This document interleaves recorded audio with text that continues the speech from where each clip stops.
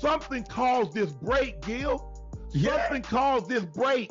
Yes, it did. It was Vanessa caused the break, so they had to be on the out. There are stories you think you know, and then there are the ones that were quietly covered up. We all heard the whispers.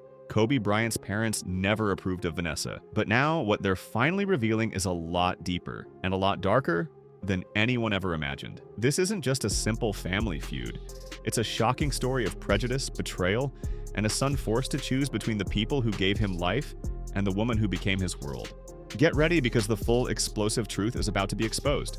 The story begins in the late 1990s when Kobe Bryant was on the fast track to superstardom. He had jumped straight from high school to the NBA, and his family was his anchor. His father, Joe Jellybean Bryant, a former NBA player himself, was a constant presence guiding his son's career. The Bryants were a tight-knit unit, seemingly unbreakable in their pursuit of basketball greatness. But that unbreakable bond was about to face its first real test. In November of 1999, on the set of a music video, and 21-year-old Kobe met Vanessa Lane. She was a high school student, just 17, working as a background dancer. Their attraction was immediate and intense, a whirlwind romance that would alarm Kobe's family from the very beginning. But it wasn't just the age gap that concerned them. What they truly disapproved of was what she represented.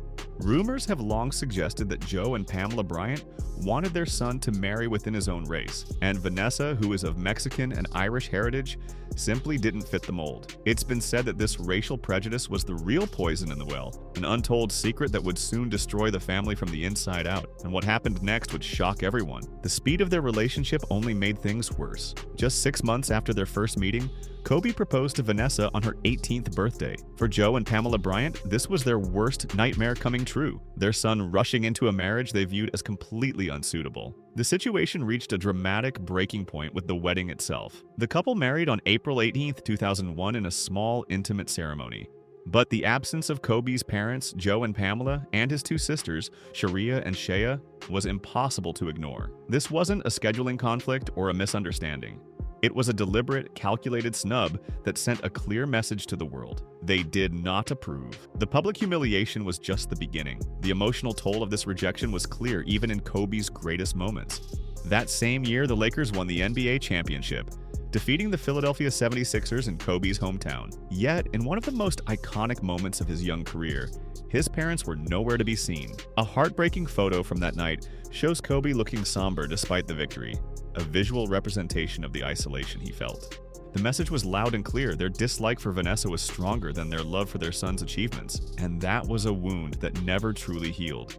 The distance between Kobe and his family was more than just emotional, it was also financial. From the very beginning, Kobe provided support for Vanessa's family, and that fact was reportedly a major source of strain with his own parents. Joe and Pamela watched as their son bought homes and provided for his in-laws, while they felt increasingly marginalized. The perception, whether fair or not, was that Vanessa's family was receiving preferential treatment, and it fueled a deep resentment. Every financial decision Kobe made seemed to become a referendum on his loyalty. His parents had been his world for so long, but now it seemed Vanessa was the one pulling the strings. It was a competitive dynamic where both sides felt they were being shortchanged. But the money disputes that had been simmering for years were about to boil over in a way nobody could have predicted. What happened next wasn't just a disagreement. It was a betrayal so profound and so public that it would permanently shatter what remained of the Bryant family bonds. The ultimate betrayal came in 2013, a blow so stunning and public it permanently shattered what little remained of the family's relationship. It was then that Joe and Pamela Bryant attempted to auction off Kobe's most cherished high school memorabilia and championship rings without his permission. We're not talking about a few dusty trophies. This was a collection of immense sentimental and financial value, including items that represented Kobe's entire journey to greatness. The audacity of the move cannot be overstated. Imagine discovering your own parents had put your life's work up for sale without so much as a phone call. For Kobe, this wasn't just theft.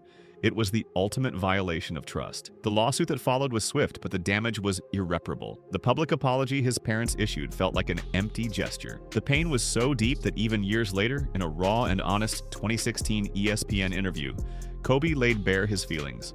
He revealed that he had offered to buy his parents a very nice home, and their response was, "That's not good enough. Then you're selling my ish." This wasn't just anger speaking. It was a decade's worth of resentment boiling over. The memorabilia auction became a symbol of everything that was wrong with their dynamic.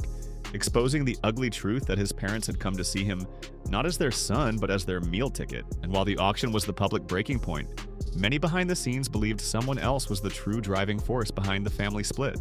But what really happened behind the scenes after the auction is a story many people don't know. Many of Kobe's former teammates and friends have pointed to Vanessa as the driving force behind the family estrangement. The argument goes that when parents disapprove of their son's spouse and that spouse becomes aware of the hostility, it creates an inevitable dynamic where the wife begins to see the parents as a threat to the marriage. This perspective suggests that Vanessa, feeling the racial prejudice and constant disapproval from her in-laws, essentially forced Kobe to choose between his family and his wife. She was protecting her marriage, and when faced with that choice, Kobe did what his parents could never forgive. He chose Vanessa. They were cut off. This wasn't just a temporary cooling-off period. It was a complete severing of ties that would persist for years, a wound that never healed, and it would be tested by the most tragic event imaginable. The helicopter crash on January 26, 2020, that claimed the lives of Kobe Bryant, his daughter Gianna, and 7 others, should have been a moment that brought the fractured family together. But even this profound tragedy couldn't bridge the canyon of resentment that had been carved over decades.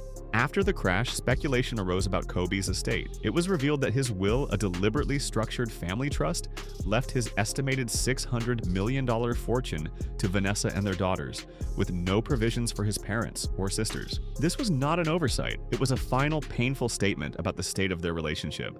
Following Kobe's death, the financial pressure on Joe and Pam became brutally evident. In a move that drew widespread criticism, they auctioned off Kobe's 2000 NBA championship ring for nearly $1 million. The symbolism was devastating. Here were Kobe's own parents selling his most cherished memorabilia, while his widow sat on a fortune. This sparked a firestorm of debate, with many critics questioning whether Vanessa had a moral obligation to support his parents regardless of their past.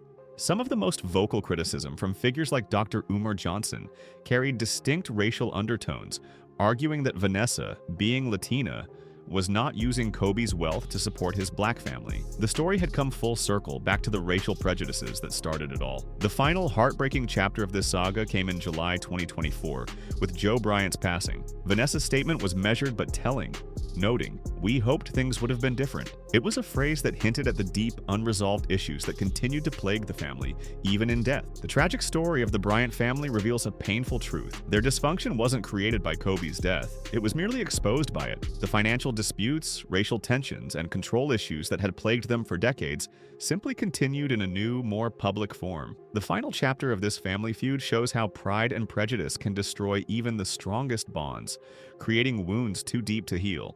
It's a sobering reminder that sometimes money and fame aren't enough to mend a family broken by bitterness. So what do you think? Was Vanessa wrong for not providing financial support, or was she right to honor Kobe's final wishes? Let us know in the comments below. The tragic story of the Bryant family reveals a painful truth. Their dysfunction wasn't created by Kobe's death. It was merely exposed by it. The financial disputes, racial tensions, and control issues that had plagued them for decades simply continued in a new, more public form. It's a sobering reminder that sometimes money and fame aren't enough to mend a family broken by bitterness. This story serves as a final heartbreaking lesson about how pride and prejudice can destroy even the strongest bonds, creating wounds too deep to heal. So, what do you think? Was Vanessa wrong for not providing financial support, or was she right to honor Kobe's final wishes? Let us know in the comments below.